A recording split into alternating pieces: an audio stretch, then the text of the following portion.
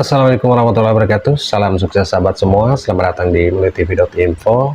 Banyak yang mencari tentang Starlink Mini dan banyak yang juga mencari tentang modem Starlink.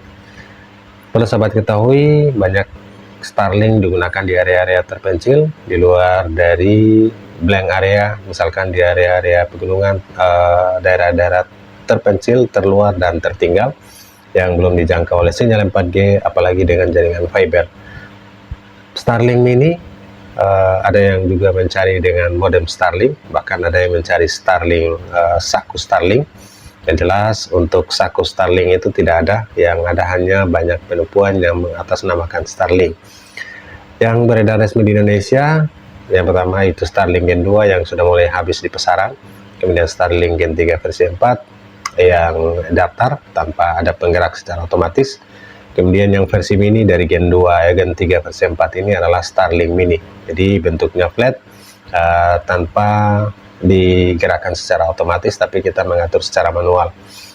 Starlink Mini ini routernya terinclude ke dalam antena Starlink atau fase array dari Starlink, dari antena yang menerima dan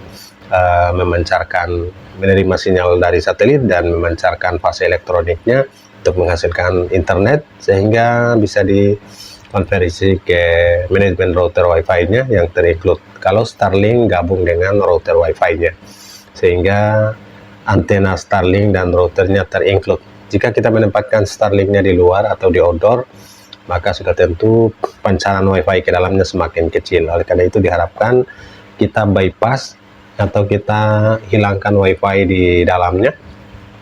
Sudah tentu bukan menghilangkan perangkat kerasnya, kita hilangkan SSID atau Wi-Fi-nya, sehingga lewat LAN, sudah tentu menggunakan LAN yang standar ke router yang kedua, ketiga, atau router pihak kedua yang ada di indoor. Biasanya kita gunakan dari Ruiji, Totalink, maupun beberapa brand dari Xiaomi serta TP-Link untuk memancarkan Wi-Fi. Rekomendasi untuk sahabat yang ingin meningkatkan performa dari Wi-Fi Starlink. Nah, Wi-Fi Starlink ini router bawaannya hanya support Wi-Fi 5, sehingga kita perlu meningkatkan performa dengan menggunakan Wi-Fi 6 seperti Ruiji W3000GX maupun yang GX Pro. Demikian juga dari TP-Link AX 1500 atau AX12, dan juga ada beberapa router Wi-Fi yang walaupun hanya Wi-Fi 5, bahkan Wi-Fi 2,4 GHz, akan tetapi kuat untuk menembus tembok. Oke, itu pemilihan Starlink Mini saat ini yang bisa digunakan untuk area-area yang sulit sinyal, bahkan blank sinyal, karena kita bisa menerima sinyal internet langsung dari satelit, yang penting tidak terhambat oleh pohon maupun bangunan-bangunan di sekitarnya. Area di desa yang bebas hambatan atau bebas obstruksi, ini merupakan peluang yang bagus, bahkan bisa digunakan untuk usaha hotspot Wi-Fi. Sahabat semua, miliki Starlink sekarang juga untuk memenuhi kebutuhan internet di desa, bahkan di area-area yang terluar dari sinyal 4G, bahkan jaringan 4G.